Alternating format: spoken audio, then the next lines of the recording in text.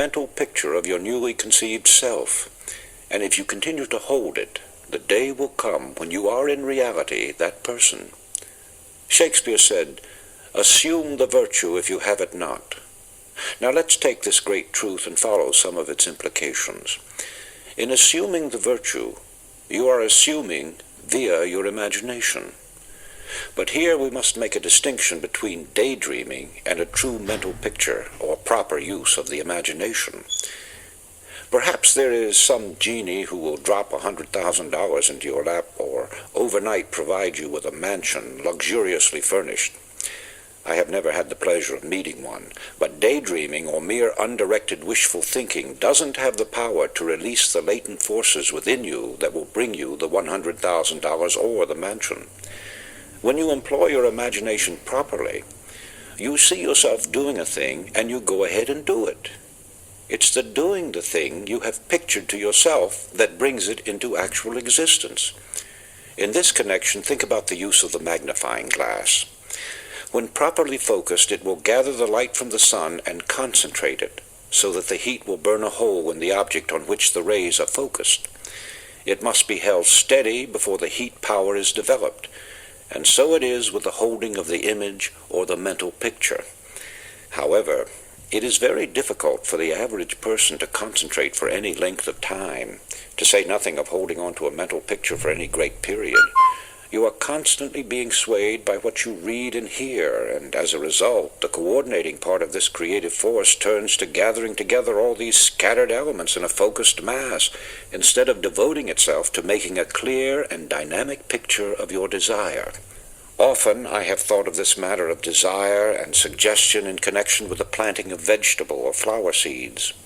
Once the soil is prepared and the tiny seeds are placed in it, it only takes a short time until they begin to root and sprouts begin to appear. The moment they start upward through the soil in search of light, sunshine, and moisture, obstacles mean nothing to them. They will push aside small stones or bits of wood, and if they can't do that, they'll extend themselves and grow around them. So it can be with you and the suggestions you give to your subconscious mind. The results will be pure or complex depending upon the original seed and the attention which you give it. In other words, plant the right kind of seed and habitually feed it with strong affirmative thought, always directed toward the same end. It will grow into a mighty force, finding ways and means of overcoming all obstacles. I have been in the private offices of a great many industrial leaders, businessmen, great bankers, and others. Long before this magic of belief was understood by me, I was impressed with the pictures, photographs, slogans, bits of statuary, and so forth which were to be found in the inner sanctums of great firms. Undoubtedly, many of you have seen or heard of such displays, but has it ever occurred to you what their purpose was? There can only be one answer, and that is, they serve as a constant reminder, getting the picture over to the occupant of the room, that he too can succeed as those did before him. In common with other great men, Thomas A. Edison obviously knew the value of the repeated suggestion and made use of it.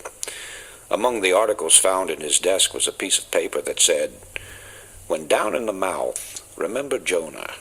He came out all right."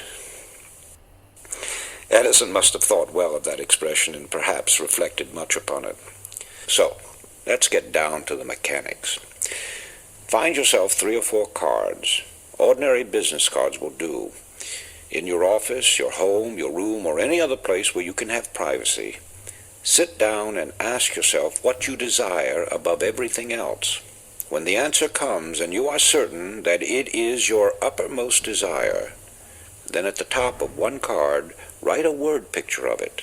1 or 2 words may be sufficient. A job, a better job, more money, a home of your own. Then on each card, duplicate the word picture from the original. Carry one in your billfold or handbag. Place another alongside your bed or fasten it to your bedstead. Place another on your shaving mirror or dressing table, and still another on your desk. The whole idea, as you may have guessed, is to enable you to see mentally the picture at all hours of the day. Just before going to sleep at night and upon waking in the morning are 2 very important moments of the 24 hours in which to concentrate upon your thoughts with added force. But don't stop just with those two periods. The more often you can visualize the desire by this method, or one of your own devising for that matter, the speedier the materialization. At the start, you may have no idea of how the results are to come. Don't worry. Just leave it to the subconscious mind, which has its own ways of making contacts and of opening doors and avenues that you may never even have thought of. You will receive assistance from the most unexpected sources. You may be suddenly struck with the idea of seeing a person that you have not heard from in a long time, or calling upon a man you've never seen before. You may get the idea of writing a letter or making a telephone call. Whatever the idea is, follow it. It cannot be too strongly emphasized that you should tell no one just what the words on the cards mean. Don't give anyone an inkling of what you desire. The truth is that when you talk about what you're going to do, you scatter your forces. You lose the close connection you have with the subconscious, and you frequently find that unless you do as directed, you will have to start all over again in your program of achievement. Go and tell no man still holds true. Suppose you want a better job or promotion. Not only use the cards, but keep telling yourself constantly and continuously that you are going to get that job. You have already visualized it if you have accepted this science, but the repetition will be the means of driving the suggestion deeply and firmly into the subconscious mind.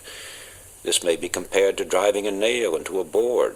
The first tap puts the nail in place, but it is only by a number of heavy strokes that the nail is driven home. It has been my observation that those who consciously use this science, as well as those who may be using it unconsciously, are people of tremendous energies, virtually human dynamos. They are people who not only use their imagination and hold strong beliefs and convictions, but they are great doers in action. And that brings me to this most important statement. Faith without action is dead. Dear friends, that's why you see Longfellow said, heights by great men reached and kept were not attained by a sudden flight. Heights by great men reached and kept were not attained by a sudden flight, but they, while their companions slept, they were toiling upon the night. Blood, toil, tears and sweat is the price for everything. The measure of your strength of effort will be directly proportional to your result. So if you want great results, great success, you have to sacrifice great, and you have to work very hard with very perfect plan of action. Because if faulty things are there, fear and doubt is there, belief is not there, you will never succeed. So believe in yourself. Like me, I believe in myself. You should believe in yourself. Every conscious human being. Because whatever the mind can conceive and believe, the mind can achieve for you. That's why James Allen said, to stimulate the intelligence of the men and women to the discovery and perception of truth, that you yourself are the maker of yourself, by virtue of the thought you choose and encourage, and that your mind is the master power that molds and makes, and man is mind. And evermore he takes the tools of thought and shaping what he builds, what he wills, bring forth 1,000 joys and 1,000 ills. Man thinks in secret and comes to pass. The environment is looking glass. Maybe till now you are not very successful. It is because you have not followed the way I am telling you. Follow the way. Definite goal, alliance partner, working very hard, and always believing that you are going to be crowned with success. And keep trying till you become successful. You should not quit. You should not allow any kind of doubt or fear to dominate your mind. Never allow negativity. Positive mind, personal initiative, self-discipline, self-control, budgeting time and energy, learning from your adversity and defeats, and just moving forward. Anytime you are meeting failures, check your plan, rectify it and modify it. Because the procedures may be sometimes faulty, and if you correct it, success is assured and guaranteed. You will be what you will to be. Thank you, viewers.